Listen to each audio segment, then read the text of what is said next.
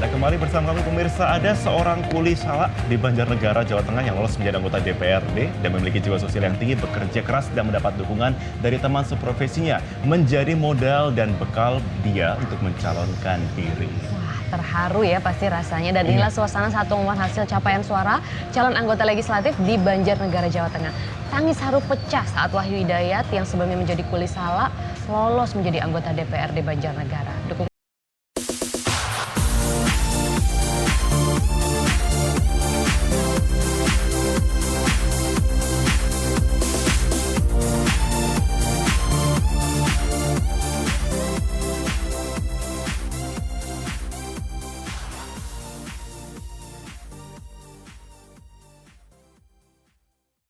Halo gengs, ketemu lagi dengan gua Tengku Wahyu.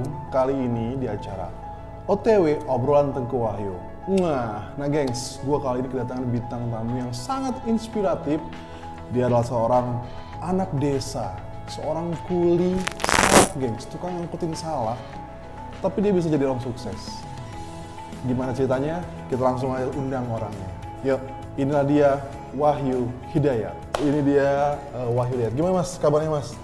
Baik, alhamdulillah. Alhamdulillah. Kita bisa ketemu di sini sekarang ya. Alhamdulillah. Nah, mas, mas kan saya lihat nih ya di YouTube, di media, mas ini kan dulunya kuli salak ya mas ya? Iya dulu. Nah, kok bisa loh mas, seorang kuli salak sekarang jadi anggota DPRD itu gimana ceritanya sih mas? Wah, itu panjang ceritanya itu mas.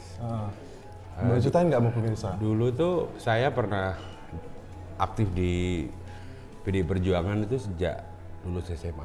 Oh, lulus SMA? Iya, di daerah mana sih kalau boleh tahu? Di Kabupaten Banjarnegara. Banjarnegara, Jawa Tengah. Iya. Jawa Tengah ya? Iya. Iya, jadi dulu saya tuh udah di politik sejak lulus SMA mas. Jadi dulu 99 di era reformasi, saya tuh termasuk bukan anak yang pinter sekolahnya. Iya. Jadi karena nggak pinter, jadi ada itu apa? Slayer namanya, slayer dulu kan kalau kampanye tuh kan ada slayer Iya, pamflet. untuk slayer ini ikat untuk kepala. ikat kepala. Oh iya, gitu betul. Nah, itu mas yang aku jadikan jimat dulu. Percaya nggak percaya ya?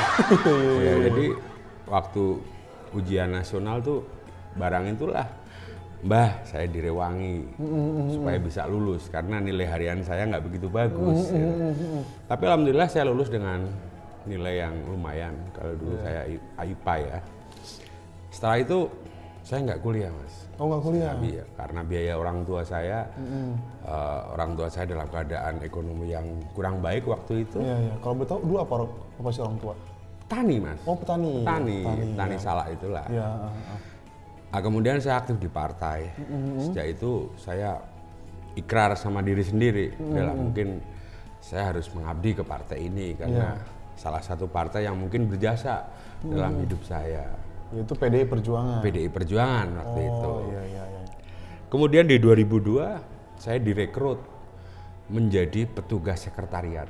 Petugas sekretariat di Banjarnegara. Di Banjarnegara. Jadi zaman dulu tuh kan belum ada handphone ya. Iya, belum ada. Udah ada tapi hanya beberapa orang yang punya. Handphone Jadi lah bahasanya. jadi dulu kalau mau rapat itu harus kurir mas. Sekaupaten itulah, kebetulan saya yang ditugasi untuk ngantar-ngantar surat. Oh ngantar-ngantar surat, kurirnya lah ya. Kurir waktu itu. Nah, kemudian seiring berjalan waktu, saya berhenti mas. Berhenti di partai? Di partai, karena honor yang saya terima mungkin nggak cukup karena saya menikah. Oh sudah menikah, jadi nggak cukup menikah. untuk biaya keluarga hidup ya? Betul. Akhirnya saya merantau sampai ke negeri Sumatera ke sana. Kemudian saya balik lagi karena istri saya lagi hamil dan di Sumatera itu waktu itu medisnya belum secanggih sekarang. Ya, betul. Jadi istri saya takut melahirkan di sana karena di pedesaan. Akhirnya kami pulang. Pulang tuh dengan tidak membawa apa-apalah, apa adanya sajalah, baju sajalah. Baju di badan ya sama ke Banjarnegara. Hidup saya juga ikut orang tua istri di Banjarnegara. Nah disitulah saya mencari nafkah sehari-hari. Bukan hanya kuli salak itu hanya terakhir saja. Saya awal di kuli bangunan juga. Oh, pernah jadi kuli bangunan? Kuli bangunan.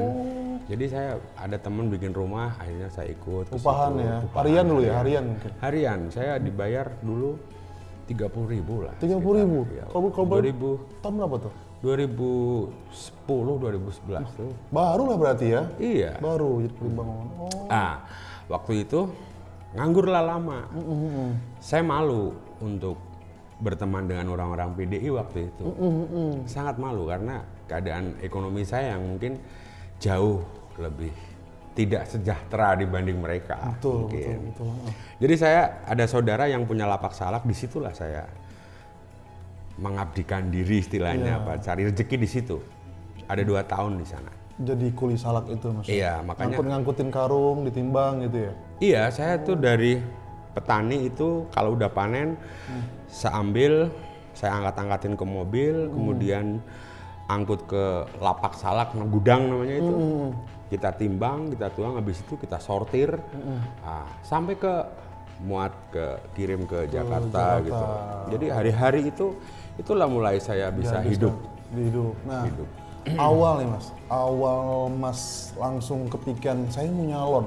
Sedangkan Mas profesinya dulu kan sebagai kuli panggul tuh. Iya. Otomatis kalau nyalon tuh kan butuh dana tuh. Iya. Nah, Mas gimana tuh ceritanya? Boleh ceritain nggak? Kenapa awal bisa nyalon gitu? Itu pas saya lagi jadi buruh kuli itu, ada saudara saya yang meninggal waktu itu, pernah paman itu mantan anggota DPRD PDI Perjuangan. Oh, mantan ya? Mantan, jadi yang tajiah ke situ kan otomatis orang-orang PDI. Iya, betul.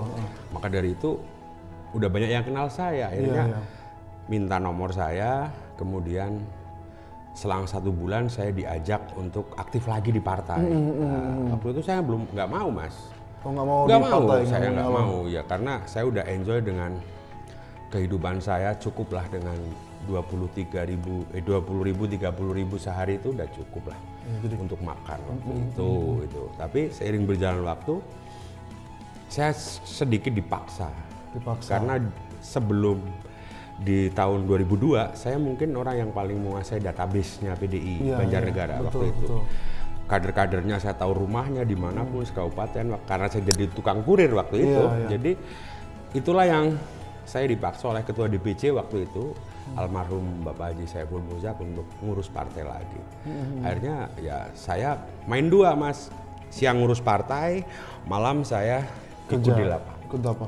1 bulan saya nggak kuat, fisik saya nggak mampu. Akhirnya udahlah, karena mungkin saya udah terlalu asik mengenal teman-teman lama yang di partai itu, bareng lagi. Akhirnya saya merasa nyaman di situ. Ya udahlah, saya tinggalin lah ini kerjaan kuli salak saya concern di partai. Di partai, nah ya. Terus kemudian waktu itu saya nggak berniatan nyalek Mas. Oh, nggak Saya nyari-hari ngurus partai aja udah, di kantor partai gitu. Tapi sering berjalan waktu, karena partai ini makin maju begitu, berkembang ya. saya makin bisa bersosialisasi dengan orang-orang juga di luar partai, makin berani gitu. Makin berani, makin pede lah. Makin pede, jadi saya punya teman-teman sekolah dulu, SMA, SMP itu, karena saya di partai di kota itu, otomatis saya sering ketemu mereka. Iya. Mereka lah yang support saya. Yang support saya. Support dalam artian support secara finansial atau support secara mungkin hanya dukungan aja, Dua-duanya Mas. Oh, dua-duanya? Dua-duanya. Jadi mereka pertama, yuk kenapa sih kamu nggak ikut nyalon? Gitu. Waduh, saya nggak punya uang. Iya.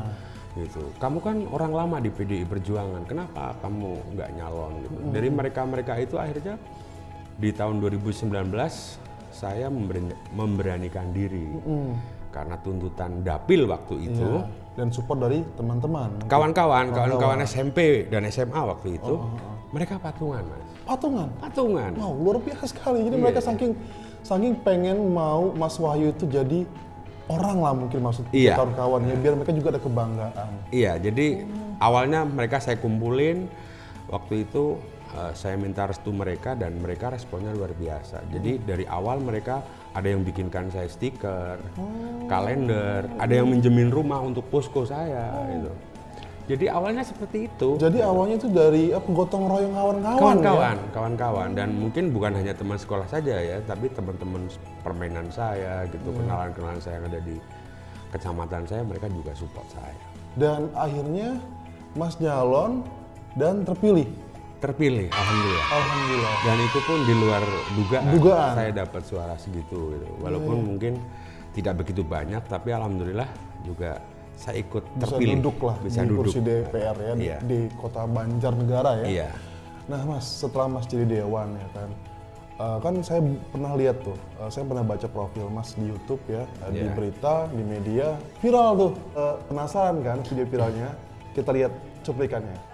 Informasi lain pemirsa, Komisi 3 Dewan Perwakilan Rakyat Daerah Banjarnegara Jawa Tengah geram dan hancurkan bangunan talut saat sedang melakukan sidak nilai proyek yang mencapai 15 miliaran rupiah. Kualitas bangunan dinilai tidak layak dan asal-asalan dalam pengerjaannya. Aksi tersebut kemudian viral di media sosial.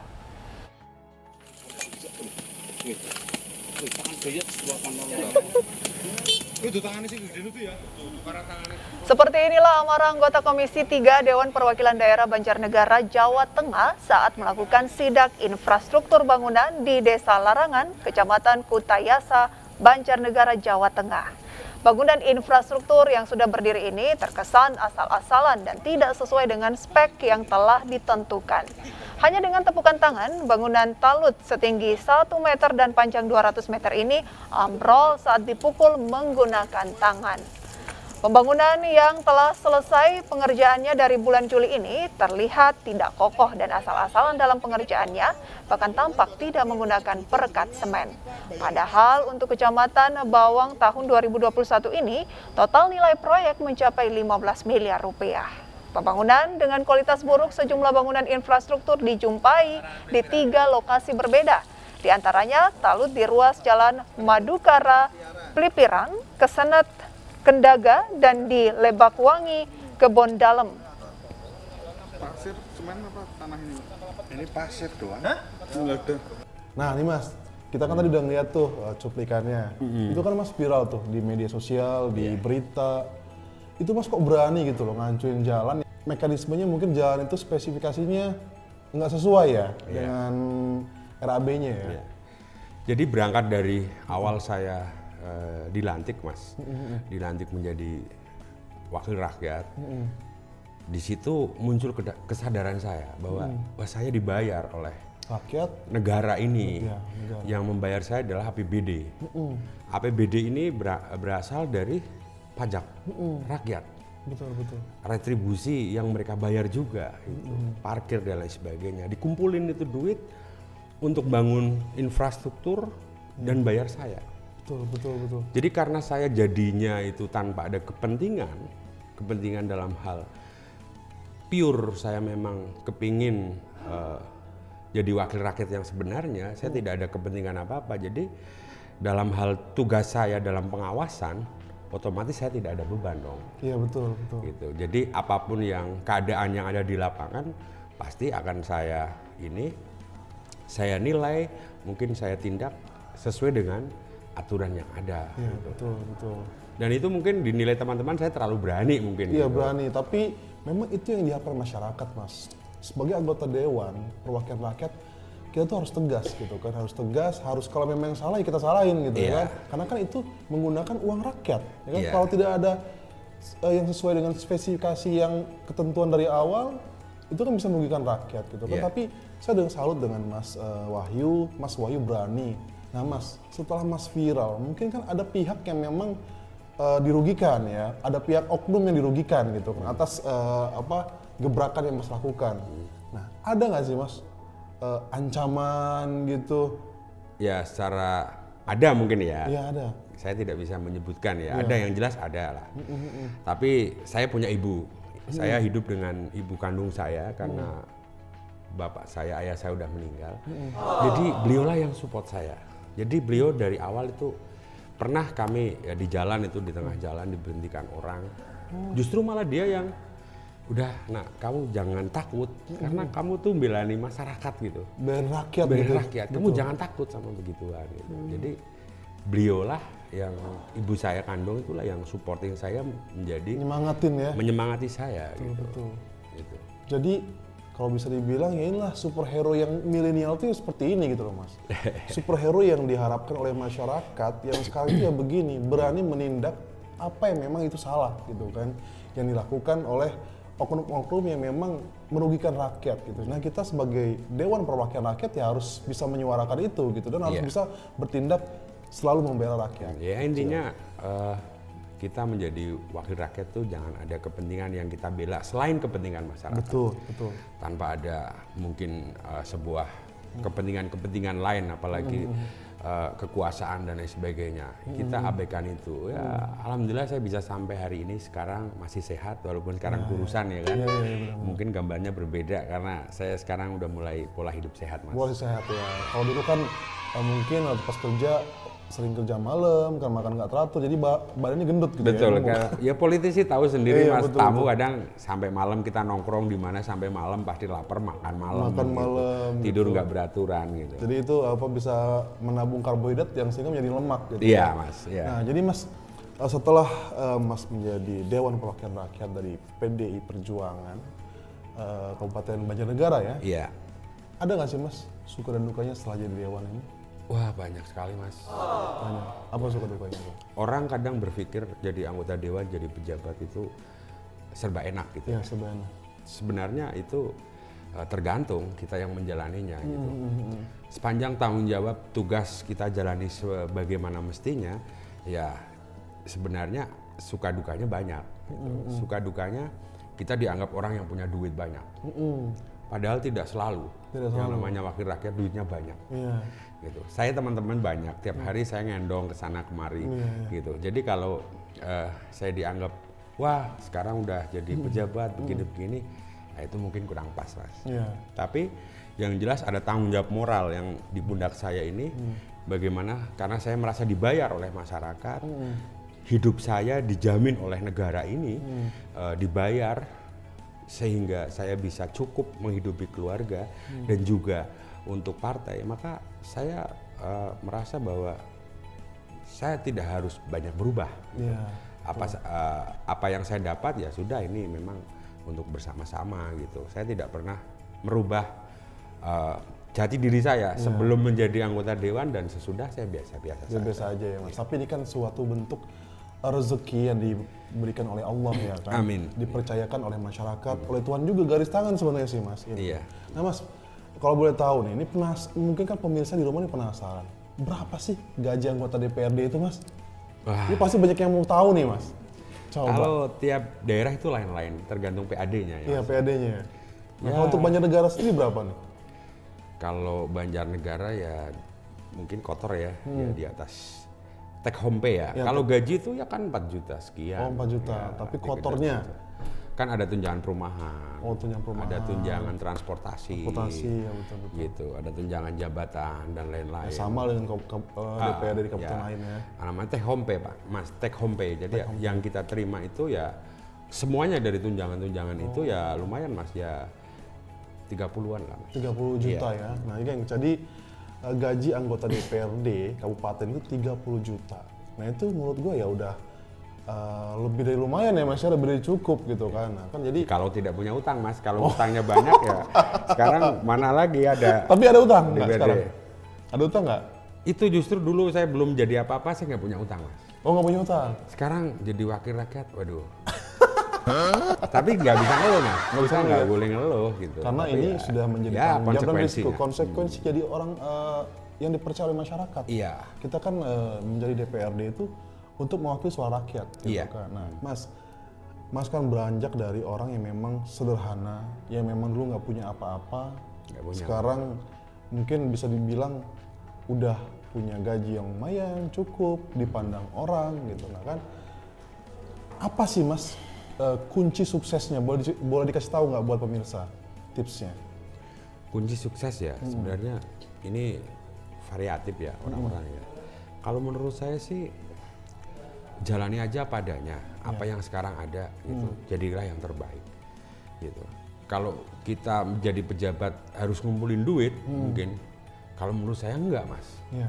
Karena apa yang saya terima juga harus saya keluarkan. Betul, betul. Biaya operasional jadi anggota dewan itu tidak sedikit. Betul. Gitu. Otomatis saya harus Kunjungan reses dan lain semua ya. sebagainya. Betul. Sering ketemu kawan-kawan di dapil, ketemu orang-orang, dan saya harus responnya harus bisa membantu mereka dan lain sebagainya. Tapi begini Mas, saya tidak merasa terbebani dengan apa yang sekarang saya jabat ya. Saya diberi tugas gitu. Iya. Saya tidak pernah merasa beban. Iya.